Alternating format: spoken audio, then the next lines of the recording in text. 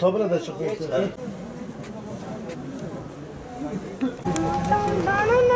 Ben neredeyse işte bak müşteri çekti hocam.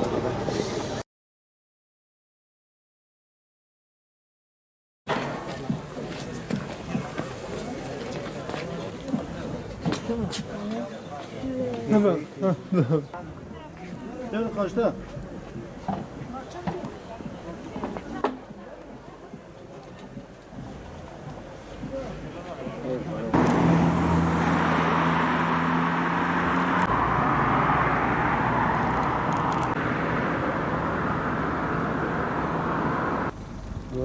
Mahallemizin nüfusu 35-40 bine yakın 8 bin seçmenimiz var. Mahallemizin çok eksikleri var. Öncelikle ilkokul veya ortaokula çok bizim Karapınar olarak çok ihtiyacımız var. Onu geçtikten sonra park bahçeye çok ihtiyacımız var. Mesela bu konteynerin yeri burası yeşil alandır.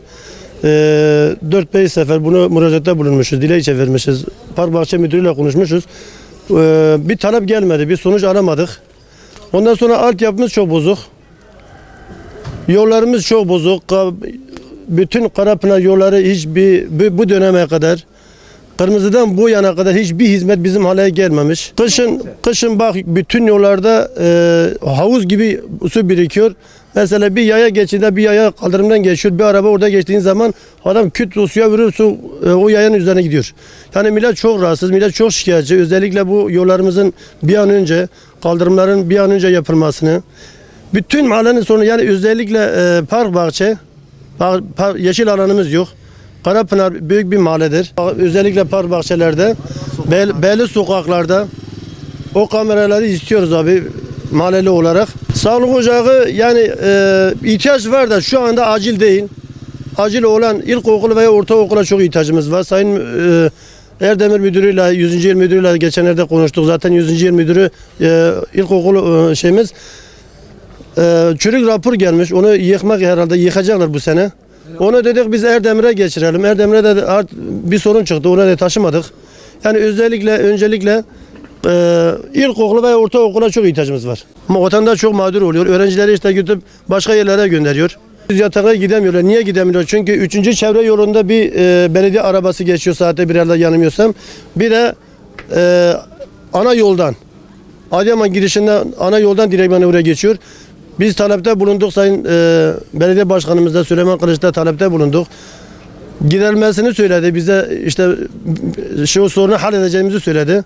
Ne yazık ki bugüne kadar hiç nereye başvurmuşsak bir sonuç alamadık. Belediye otobüsleri en azından saatte bir bu mahallenin içinde bir araba gelse millet çok rahatlığa kavuşacak. Özellikle bu Karapınar mezarlığı için tabii ki orada belediye mezarlığı. Şimdi mezarlığa git mezar diye eğitmek şahit lazım.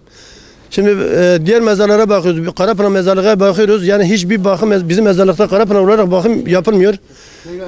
Mezarda eksiklerimiz çok. Oranın elektriği, oranın idare binası, oranın yani hiç bakım hiç yok.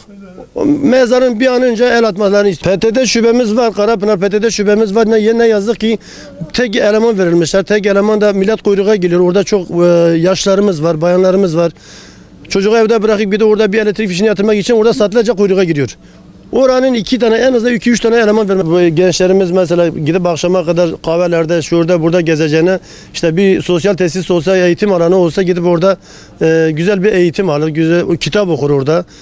Ne yazık ki öyle bir imkanımız mahallede yoktur. Bu elektrik milleti çok rahatsız ediyor. Bu elektriğin yer altına koymasını istiyoruz özellikle. Yani millet çok rahatsız çünkü elektrik çok evlere çok yakın.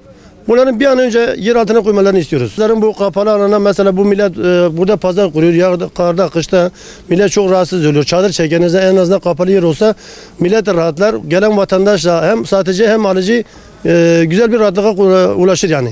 Ama yollarımız bozuk olduğu için ne yıkanıyor ne de kepçeyle siyirebiliyor. Yani yollarımız çok bozuk olduğu için fazla temizlik olmuyor. Yollardan dolayı yani temizlik müdüründen değil. Temizlik personelinden değil. Mahalle bir kenar mahallesi, kentsel dönüşüm mahallesi. Mahallenin %80'i çok mağdur, çok ihtiyacı var. Yani çok yardıma muhtaç insanlar. Belediyede işte herhangi bir yardım gelirse bu vatandaşlarımıza yardımcı olsa, elektrik olsun, su olsun, gıda yardımı olsun çok memnun oluruz. Geçenlerde ben söyledim dedim ki Sayın Muhtarım bu Merinus Taziye Evi'nin önünde engeller kurulmalı. Çekiyorsun değil mi? Orada zaten ilk başta bizim trafik sorunlarımız çok.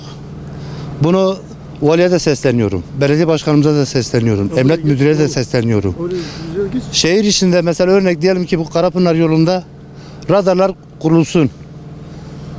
Adam orada 30 şey koymuş hız şeyini. Orada 60-70'den gidiyor. Şu anda mesela bizim taziyemiz var. Örneğin zaten duymuşsunuz şu yukarıda gencecik bir 9 yaşında bir çocuk vefat etti. Ne yazık ki trafik He. kazasında vefat edildi.